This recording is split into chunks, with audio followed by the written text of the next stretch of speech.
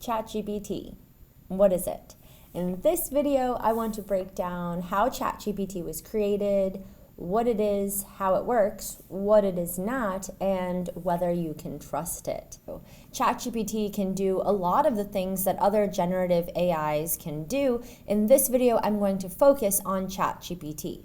ChatGPT is made by OpenAI, which was co-founded by Elon Musk and Sam Altman, and since then, Elon Musk has left OpenAI.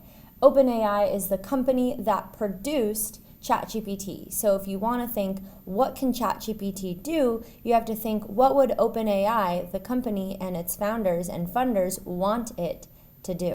ChatGPT stands for Chat Generative Pre-trained Transformer. How was it pre-trained? Basically, OpenAI took every single thing on the entire internet, the World Wide Web, and then downloaded it as a text.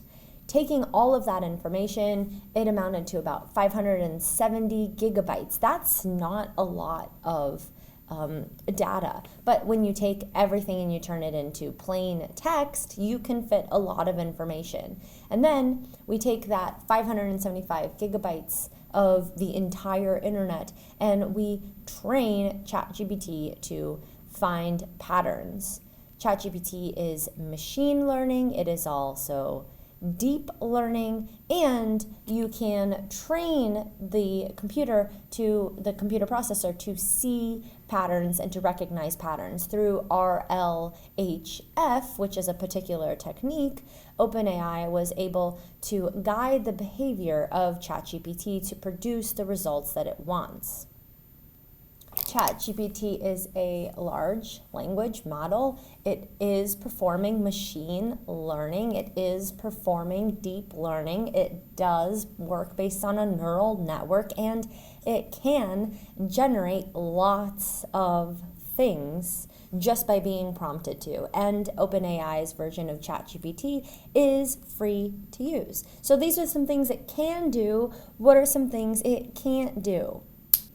Can ChatGPT produce only facts? No, that is not true. ChatGPT can produce information that is absolutely false, and it can make up information now being called hallucinations. Can ChatGPT only provide helpful advice? No, ChatGPT is able and does provide misleading instructions or directions. Can ChatGPT maintain privacy? No, it cannot. Every prompt that you give ChatGPT is going to be saved and is accessed by the trainers of ChatGPT to help learn how people are using ChatGPT to better optimize what it can do. And you are not able to clear your prompt history to delete it forever. So you are using ChatGPT at your own risk, so you should not provide any confidential or personal information in any of the prompts that you give ChatGPT.